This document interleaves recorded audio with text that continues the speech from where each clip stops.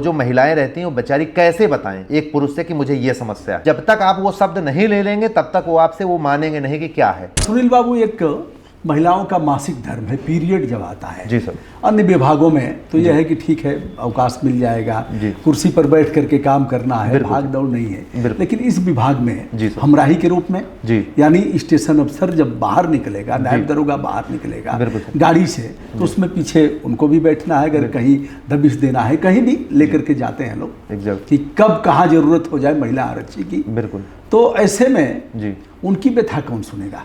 क्या है इसका, क्या कोई मासिक धर्म के समय अवकाश मिलने का कोई प्रावधान है पुलिस विभाग में कि महिला आरक्षियों के लिए मासिक धर्म का अवकाश दिया? सर, कोई ऐसी व्यवस्था नहीं है। और मैं इसकी और थोड़ा सा एक स्टेप सर, चूँकि मैं वो उसमें झेल रहा हूँ, मेरे घर में भी हैं तो मैं देख रहा हूँ, तो मैं उसको थोड़ा सा आपको आकृष्ट करना चाहूँगा ध्यान आपके। सर, मैं जैसे अगर मान लीजिए थाने स्तर पे गए तो हम मुंशी दीवान जो हैं, अगर उनको अपनी समस्या बताना है, वो जेंट्स है, तो हम वो जो महिलाएं रहती हैं वो बेचारी कैसे बताएं एक पुरुष से कि मुझे ये समस्या है। और बताने वो भी ऐसे पूछते हैं कि हाँ बताओ। तो आप मतलब जब तक आप वो शब्द नहीं ले लेंगे तब तक वो आपसे वो मानेंगे नहीं कि क्या है। और उसी तरह से जब आप एसओ साहब से मिलने जाएंगे तो उनको भी आपको बताना पड़ेगा। परेड है तो परेड में शीर्ष अधिकारी हमारे आएंगे, आका महोदय, तो उनको भी बताना है। उनको उसके लिए भी कहेंगे कि क्या झूठ बोल रही हो, सत्य बोल रही हो।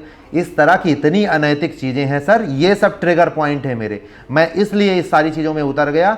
मेरा इतना शोषण हुआ है, मेरा स्वयं नहीं, मैंने समाज में चूँकि मैं ऐसा हूँ कि मैं अपनी ही बहन बेटी को बहन बेटी नहीं मानता। मैं औरों की बहन बेटी को भी, उनकी भी जो तकलीफ़ है, मैं उनको भी अपनी बहन बेटी की तरह देखता हूँ। अगर उनके साथ कोई अनैतिक कृत्य करता है तो मेरी अंतरात्मा सर झकझोर देती है। इसलिए सर मैंने ये सब करने का वो कर लिया। जबकि मैं सर, मेरी इतनी विपरीत परिस्थिति है कि मैं अपने घर का अकेला मेल सदस्य हूँ।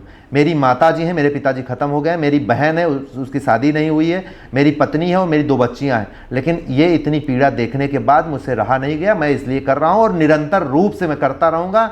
जब तक मेरी सांस है तब तक लड़ता रहूँगा। 12-12 घंटे ड्यूटी, कभी कभी 14 घंटे, 18 घंटे, 20 घंटे, जी सर, 24 घंटे, क्योंकि आवश्यक सेवा का विभाग है। मैंने जो लड़ाई लड़ा है तो उसमें एक शब्द डीजीपी की तरफ से आता था कि आवश्यक सेवा का विभाग है, इसलिए किसी भी समय ठीक है आप तक। सर, मैं और जो विभाग के लोग हैं वो अपने घर में रहते हैं, एक संतुलित भोजन करते हैं।